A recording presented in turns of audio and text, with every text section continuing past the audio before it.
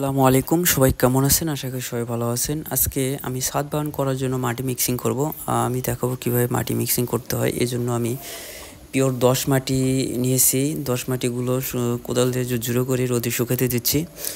রোদে শুকানোর পরে এগুলো মিক্সিং করব, যাতে কোনো মিক্সিংয়ে যাতে কোনো ত্রুটি না হয় এজন্য।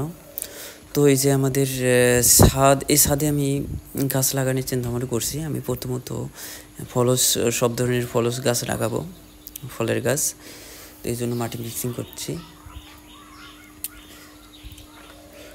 বাড়ির সম্বন্ধে আমি ড্রেন সিস্টেম করেছি, দেখতে পাচ্ছেন। এই আর ভালোভাবে দেখাই তাহলে বুঝতে পারবেন।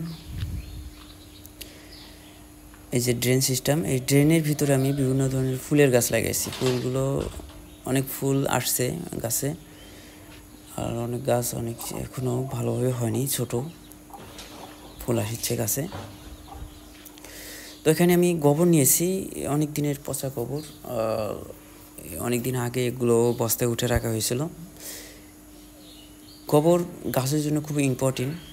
গোবর ছাড়া গাছ, ছাদ বাগান বা বিভিন্ন ফসল, কৃষি ফসল কল্পনা করা যায় না।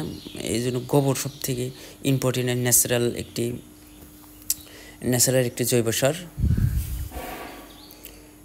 গোবরগুলো আমি শুকানোর জন্য কোদাল দিয়ে সুন্দর করে ঝুরঝুরে করে নিচ্ছি, রোদে দিয়েছি। শুকালে মিক্সিং করব।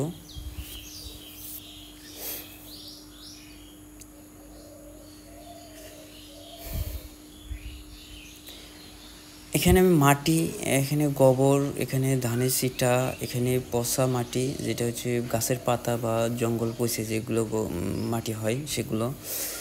এখানে আমি 4 স্টেপে আমি নিয়েছি।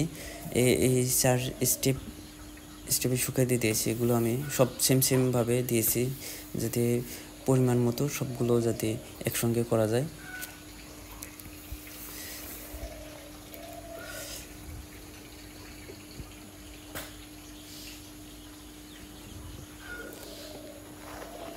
এখানে মাটি 1 বাকেট, আবার গোবর 1 বাকেট, ধানের সিটা 1 বাকেট, আর পচা মাটি 1 বাকেট। এভাবে আমি বাকেট মাপ দিয়ে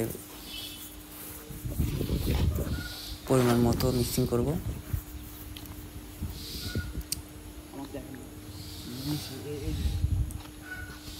আর যেহেতু বৃষ্টির সময়, এই জন্য আমি ক্যাম্পাসের উপরে মিক্সিং করছি, যাতে ক্যাম্পাস দিয়ে ঢেকে রাখা যায়।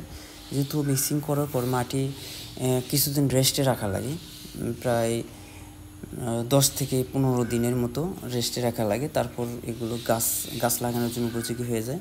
তো আমি এই জন্য ক্যাম্পাসের উপর রাখছি, যাতে বৃষ্টির পানি যাতে ভেতরে না প্রবেশ করে। এই জন্য আমি এখানে ক্যাম্পাস দিয়ে সুন্দর করে গ্যাপটিং করে 15 দিনের জন্য রেখে দেবো।